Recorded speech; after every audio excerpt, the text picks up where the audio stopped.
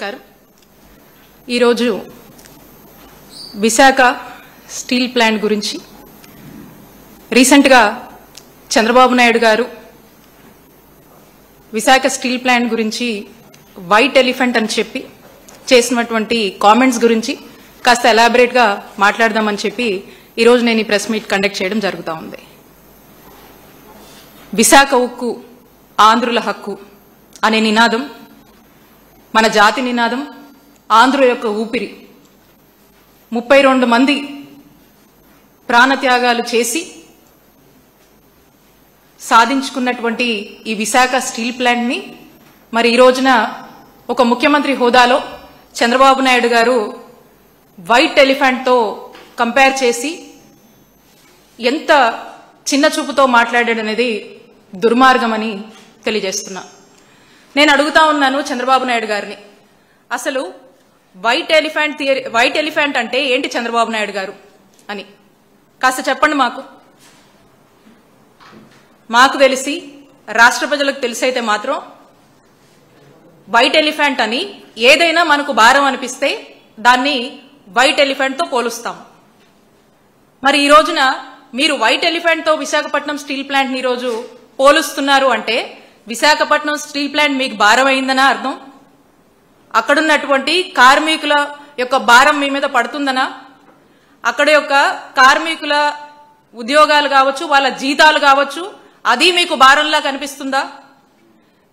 మొత్తం ఈ Visakha steel plant project మొత్తం కూడా చంద్రబాబు నాయుడు గారికి భారంగా కనిపిస్తుంది కాబట్టి వైట్ ఎలిఫెంట్ అని చెప్పేసి ఈరోజు మీరు కంపేర్ చేస్తూ మాట్లాడుతున్నారు. నేను అడుగుతా ఉన్నాను, ఈ భారాన్నే మీరు వైట్ ఎలిఫెంట్ థియరీ అని అంటున్నారా చంద్రబాబు నాయుడు గారు? మాకు అర్థమైందైతే ఇది, ఇంకేదన్నా ఉంటే మీరు చెప్పండి. ఎంతో మంది చెప్తూనే ఉంటారు, మనం కూడా చూస్తూనే ఉన్నాము.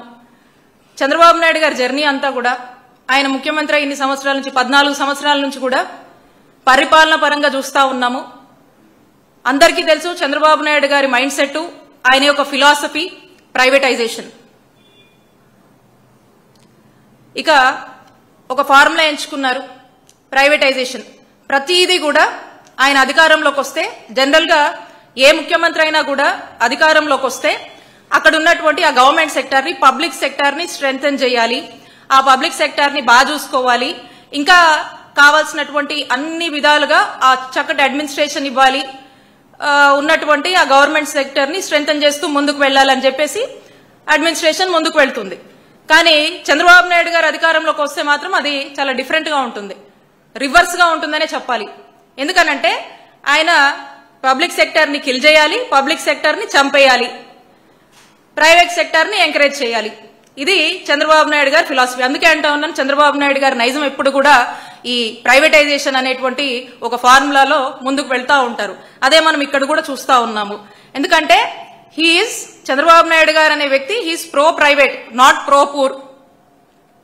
ఎందుకని అంటున్నా అంటే ఎప్పుడైనా వారి మాటల్లో మనం చూస్తూ ఉంటాము, నేను సంపద సృష్టిస్తా అంటారు. సంపద సృష్టించడం అంటే ఏంటి?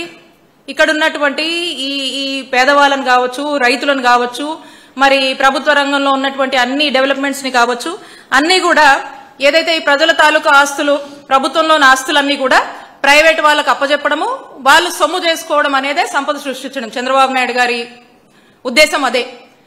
ఇక మాట్లాడితే అంటారు, నేను పేదరిక నిర్మూలన కోసం పనిచేస్తానని అంటా ఉంటారు చంద్రబాబు నాయుడు గారు. పేదరిక నిర్మూలన కోసం కాదు, పేదలనే నిర్మూలించేందుకు చంద్రబాబు నాయుడు గారు పనిచేస్తారు. అదే మనకు స్పష్టంగా అర్థమవుతుంటది. ఇక ఇప్పటి పరిస్థితి ఏంటి, ఈ రాష్ట్ర పరిస్థితి ఏంటి అనేది పక్కన పెట్టి చంద్రబాబు నాయుడు గారు ఎప్పుడు కూడా విజన్ 2047, 2057 అని చెప్పేసి ఇక ఏవో ఎలివేషన్లు వేసుకొని ఎక్కడ లేని ప్రెజెంటేషన్లు అన్ని తెచ్చి ఎప్పటి గురించో చెప్తాడు.